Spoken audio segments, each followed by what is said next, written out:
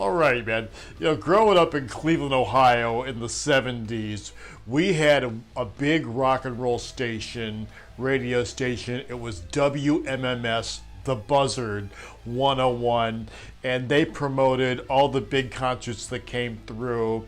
You were hearing something new. It was rocking. It was happening.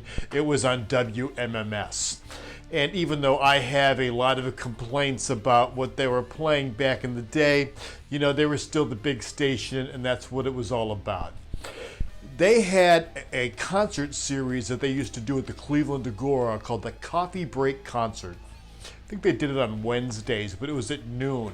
And man, I saw a lot of coffee break concerts, and I think they were free, which is probably why I probably saw a lot of it, because they were free if you get down there at noon on a Wednesday, so that was all about. And of course, to listen to them because they broadcast live. I think I even saw Yngwie Malmsteen on a coffee break concert. And it was always a great time. So, flash forward to 1991, I'm a sound guy working at the Empire Club in Cleveland, Ohio, and it's where WMMS is doing the coffee break concerts. So I'm thrilled as a guy that grew up in Cleveland to be doing the coffee break concert.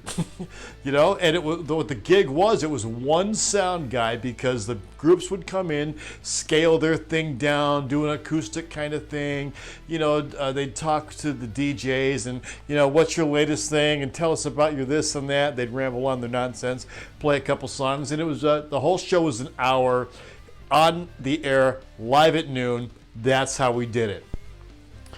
So we got this one act that's coming in, and it's 1991, it's May, and the guy's name is Mark Cohen. He had just had a hit out called Walking Through Memphis, Getting Mugged in Memphis. Definitely something to do with Memphis. He's gonna play a piano and just sit there, and one vocal and one piano, and that's what I'm told. And that's fantastic, straight up, pretty easy. 8 o'clock in the morning, I'm at the venue. We have the piano delivered, and it was up 2 flights of steps, so quite a agenda getting a piano up there.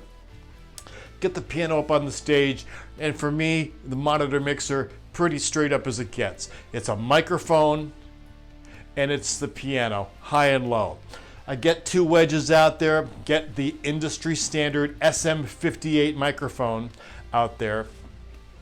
Looks exactly like this. I happen to keep one in my pocket in case there's ever a 58 emergency. So get the 58 on there, get the couple wedges, get it sounding pretty good. Piano sounds good, vocal sounds good. I mean, I'm in that room, on that stage. I was doing 5-6 shows a week at that place. I certainly had it dialed in, right? So 9 o'clock, 10 o'clock, 11 o'clock comes along, no Mark Cohen. Where they at? What is happening? We're at the point now where we have the audience standing on the sidewalk because we can't let anybody in the venue because, we don't have an artist yet. So finally, 11:30, right? 30 minutes from airtime. And this big entourage of people show up, and it's the Mark Cohen people. It's like, and they got all this gear. I'm like, whoa, what's all this? What is all this about? And they say, well, Mark's gonna play piano and sit over here at the piano, and then this guy's gonna play keyboard over there, and then this fellow's gonna play guitar over here, and the bass player's gonna be like whoa. What? We don't have time for this. We're on the air in 30 minutes. I'm the only sound guy. I said, who's your guy? Who's mixing the show? And they said, we don't have a sound guy. Oh, so now I'm doing both jobs, right? And it got interesting pretty quick. Okay, so now it's 30 minutes to doors, and I got to put 6 mixes out there on the deck, get all this stuff wired up. Now it's not 3 inputs, now it's like 20, and I'm scrambling to get all this together. There's no one from the club like bumpering between me and this entourage coming in, and all I have from WMMS is the guys from the van that do the broadcast, which is just a split that they've got. They've got their own mixer and their little little shitty van out in the street and sending it to the station, satellite or I don't think satellite. However they did it. Probably a phone line. Most likely a telephone line, you know.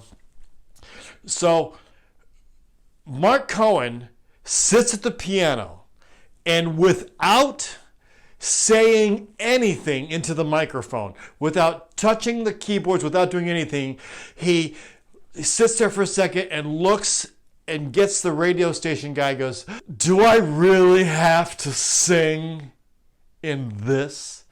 Don't you have anything more expensive?" That was exactly what he said. And I'm looking at him like, expensive? It's an SM58. It's what we use here. We use the 58s. There's no other vocal microphone option, number one. Number two, like, we're running out of time. You know, we're on the air in like 7 minutes. There's no time to be changing microphones out. You know, and this is already wrung out. You know, I've wrung out the wedges, so there's not going to be any feedback, because now there's not going to be a monitor guy on the side of the stage. Now I have to be the guy mixing the show from out in the front of house. So the radio station guy disappears, comes back with this microphone. It was a Sennheiser 441 that I've only seen pictures of Stevie Nicks singing in this thing. And it's a complete piece of shit for this application. It doesn't have what we call any rejection. So I plug this thing in and bring this up in the vocal mic, and he's talking to check, and it sounds like shit. It sounds fucking horrible. Just sounds horrible. And it's feeding back, and I'm dizzy. Now we're 2 minutes away. And I still have to get out to front of house and turn everything up and make a mix out of this nonsense that we got going on up here, right? So finally, I get it, so it's not feeding back. Then the Mark Cohen manager says, "Well, who's going to do monitors for this?" I said, "Guess who? Fucking nobody's going to do it." Because we don't have a monitor guy, because it's a one-man show and you didn't bring a guy. So here we go. He goes, "Well, somebody's got to do monitors for him." So, well, we'll get the guy from the radio station, right? So I get the radio station dumbass, who I put him behind the monitor console, and I said, "Listen, here's what's up. This half of the console over here is what we're using. This half of the console over here is what we're not using. No matter what these guys say, request, whatever, absolutely 100% touch nothing on this side of the console, right? If they ask for something, just nod your head, reach down, pretend like you're doing something like we always do on this side of the console, and touch nothing." I said, "Man, if I see you touch anything, I'm going to come up on the stage and beat you with a fucking mic stand." Touch nothing, right? So then I go to front of house, right? So now this point, we're about to start in 1 minute. Place is filled with people, and where the front of house mixing console was, up against this wall and back in the corner, I could look right up. And see the monitor guy. Right? I can see the monitor guy.